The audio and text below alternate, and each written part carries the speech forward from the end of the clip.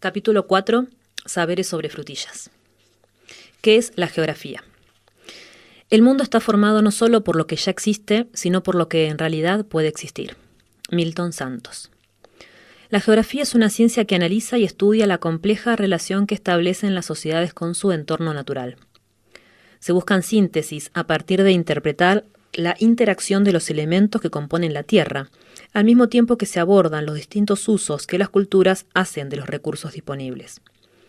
Es así que para obtener datos y hechos relevantes en el plano social, se recurre a otras disciplinas como la historia, la sociología, la antropología, etc., y para los datos y hechos naturales se recurre a la biología, la física, la química, entre otras.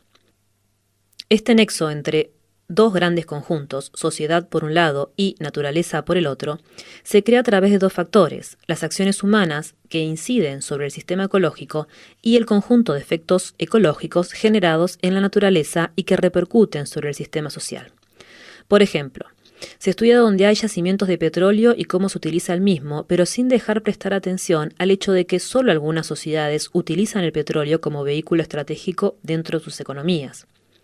De esta forma, se necesita contemplar los impactos sociales y ambientales que las actividades humanas generan, ya que la interacción entre la sociedad y la naturaleza implica siempre un ida y vuelta.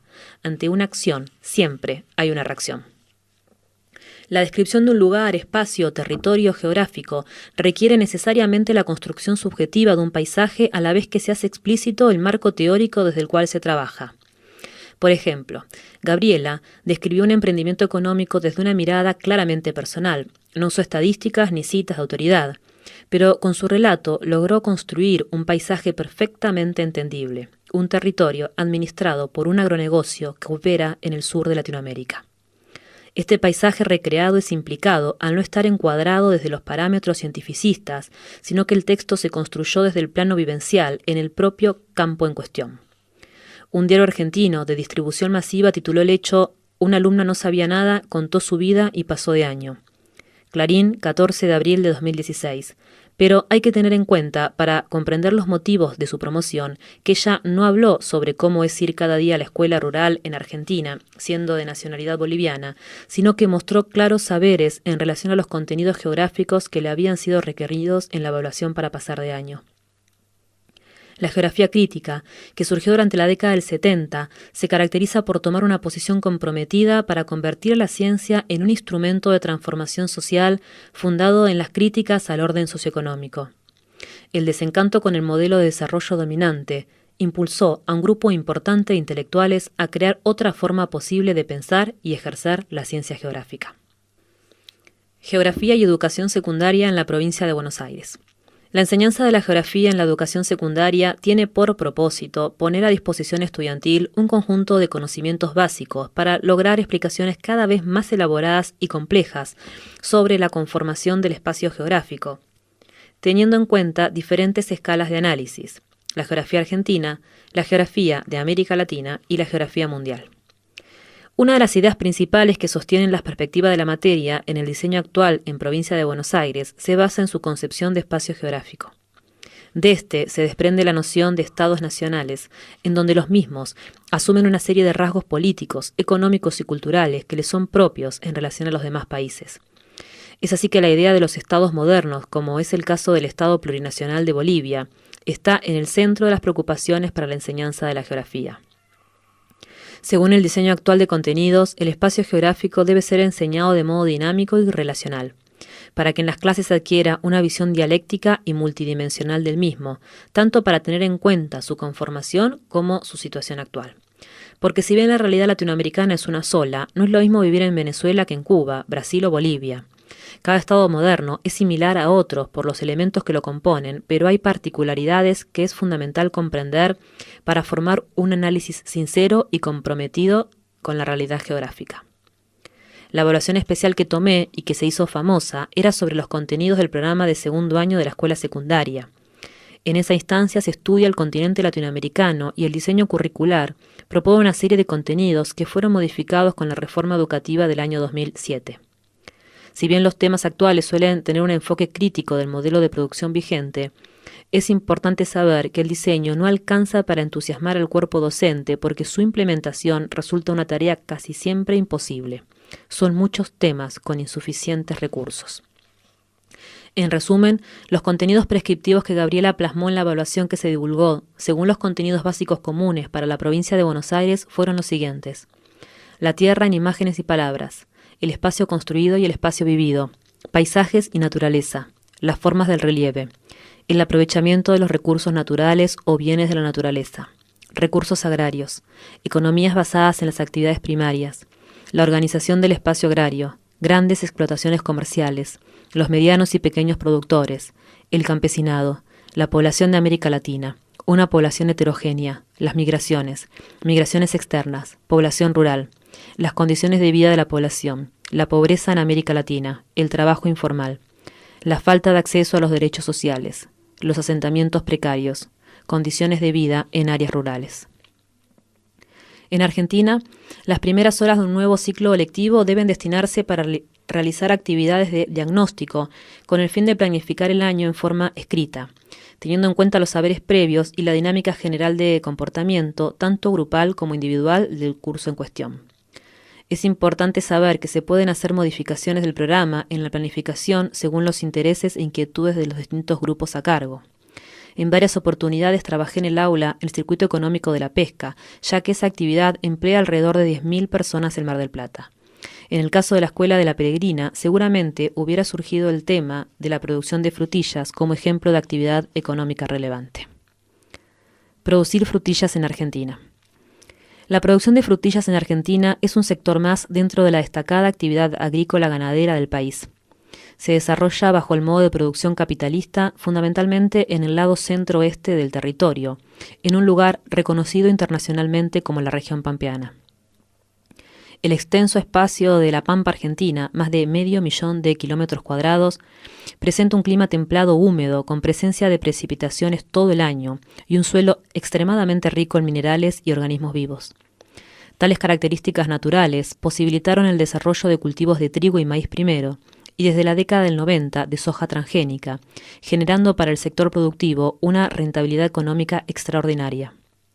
El cordón frutihortícola de Mar del Plata ocupa el segundo lugar en importancia del país. El primero es el de la región de La Plata, Berisso y Ensenada. La inversión millonaria en tecnología agropecuaria tuvo como objetivo mejorar el rendimiento de empresas de gran tamaño, ya que su acceso solo es justificado teniendo el control de grandes extensiones de tierra. Por ejemplo, no es posible ni necesario tener como medio de trabajo un tractor que se maneja solo a través de un GPS y que tiene un valor en el mercado que ronda los $300.000 para trabajar sobre 10 hectáreas de tierra. A pesar de la amplia cantidad de políticas destinadas a concentrar la tierra y a homogeneizar la producción por medio de monocultivos, siempre existieron producciones de menor tamaño con resultados diversos. Es decir, que en la provincia de Buenos Aires, por ejemplo, además de miles de hectáreas ocupadas por monopolios agroindustriales, existen campos importantes destinados a la producción de cebada, papa, tomates, zapallos, lechugas, frutillas, arándanos y demás especies comestibles, algunos más extensivos que otros. Puede decirse entonces que a pesar del desarrollo constante y sostenido de los latifundios, la producción es muy diversa, encontrándose cereales comestibles, oleaginosas industriales y otros productos fundamentales para la alimentación de la población. Lamentablemente, la forma actual de trabajar la tierra no solo no ha logrado garantizar el acceso a la comida para el total de la humanidad, como se mencionaba en numerosas publicaciones científicas y periodísticas de la década del 70, sino que por el contrario se han agravado en forma generalizada las deficiencias para el acceso a alimentos saludables. Por último, pero no menos importante, el uso constante y sistemático de agroquímicos necesarios para producir de esta manera implicó además el envenenamiento del agua, la tierra y el aire, provocando desastres ambientales sin precedentes en la historia. Por ese motivo, muchas organizaciones del Cono Sur han denunciado como genocidio y ecocidio a las consecuencias sociales y ambientales de la actividad agrícola.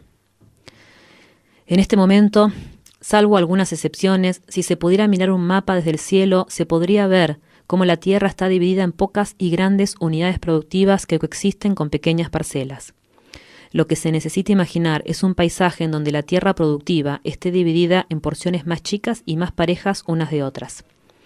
Es decir, que las diferentes figuras legales y económicas que existen para producir son solo políticas que en poco y nada sirven para mejorar la situación económica de las familias si no se tiene como horizonte deseable la efectiva realización de una reforma agraria. De todas maneras, es importante tener en cuenta que si bien la reforma agraria sigue siendo una necesidad popular y un pecado para los grandes propietarios, la transformación real solo será posible con una modificación de las actividades en todos los aspectos del quehacer humano, porque ¿qué garantiza que una reforma agraria resuelva todos los problemas sociales y ambientales que existen? ¿Quiénes harían el diseño político para su implementación? ¿Qué sectores se beneficiarían y cuáles se perjudicarían si la tierra fuera distribuida en forma igualitaria? ¿Qué tipo de tecnología se aplicaría? ¿Cuáles serían los principios y valores que guiarían la propuesta? Son solo algunos interrogantes en relación a la agricultura para seguir pensando en términos geográficos. El caso de la producción de frutillas en el cinturón frutihortícola de la ciudad de Mar del Plata. Nada justifica el silencio cuando se trata de la salud pública. Andrés Carrasco. Hermanas y hermanos, en los últimos tiempos no han querido dejarnos más patrimonio y herencia para nuestros hijos que la pobreza. Pero la tierra abonada con nuestro sudor y con la sangre de nuestros hermanos nos pertenece, en Argentina y en Bolivia, en toda América. Hoy, que unimos nuestros esfuerzos a nuestros hermanos del Alto en la batalla por recuperar el gas, el agua y nuestra dignidad, queremos unirnos también a ustedes, juntando nuestra pequeñez amorosa de pobre a pobre, para devolver cada golpe y reapropiarnos de todo aquello que la Pachamama ha tenido bien a darnos. Oscar Olivera, Carta al pueblo argentino. Los cultivos destinados a la producción de frutillas se ubican mayormente sobre la zona oeste de la ciudad de Mar del Plata, en el espacio lindante a la Ruta 226 que une, entre otras, las ciudades de Mar del Plata y Balcarce. El cultivo de frutilla tuvo una importante expansión en los últimos años, con un gran crecimiento de la superficie implantada. Se encuentran actualmente operando en la zona varias empresas pequeñas, algunas medianas y una sola grande, que destina parte de su producción al exterior. La compañía industrial Frutihortícola Sociedad Anónima, CIFSA, más conocida por su nombre de fantasía como Tamara. El modelo agroindustrial de producir frutillas llegó a la Argentina durante la década del 60 y se localizó en un principio en la provincia de Santa Fe, sobre los márgenes del río Coronda, y más tarde se establecieron también emprendimientos en las provincias de Entre Ríos, Tucumán, Neuquén y en mayor medida, teniendo en cuenta los volúmenes de producción, en Buenos Aires. Al implantar monocultivos, se genera en un breve lapso de tiempo la aparición y proliferación constante de enfermedades y ataques depredadores, que al no poder regularse naturalmente ponen en riesgo la producción. Por este motivo, la actividad necesitó siempre esparcir sobre los cultivos pesticidas de amplio espectro, que al usarse irresponsablemente provocan daños irreparables en el entorno. El cultivo se realiza en forma intensiva, con ausencia de prácticas de rotación y descanso, lo que implica necesariamente el uso de fertilizantes químicos. Esta combinación de agroquímicos o agrotóxicos resulta ser perjudicial para la calidad de los alimentos, afectando en mayor grado a la salud de las personas que viven cerca de la zona de producción o trabajan ahí. Estos efectos colaterales, llamados también externalidades, no se ven en la apariencia del fruto, ya que con los años y el desarrollo científico se fue mejorando notablemente el aspecto y la capacidad de preservación de las frutillas, aunque el gusto no es tan concentrado, puro e intenso como lo es cuando la planta se desarrolla en forma natural. El parámetro de calidad en el modelo productivo hegemónico lo establecen los supermercados. El criterio es la belleza y ser durables en góndola. El protocolo dice, entre otras cosas, bien desarrollada, firme, formada, con aspecto brillante, libre de manchas, lesiones, heridas o machucamiento. Los hipermercados compran grandes volúmenes, pero el pago es a 120 días. Es así que las cadenas concentradas de alimento y los empresarios del agro establecen una relación perfecta, pero dejan afuera del sistema a las unidades productivas que no tienen la capacidad de sostenerse 3 meses sin ingresos. Las familias de pequeñas y medianas producciones buscan alternativas en cadenas cortas de comercialización o quiebran. En este caso, la mediana o pequeña parcela suele ser absorbida por otro productor con más capacidad de maniobra, generando una mayor concentración de la tierra por un lado y precarización laboral y desocupación por el otro.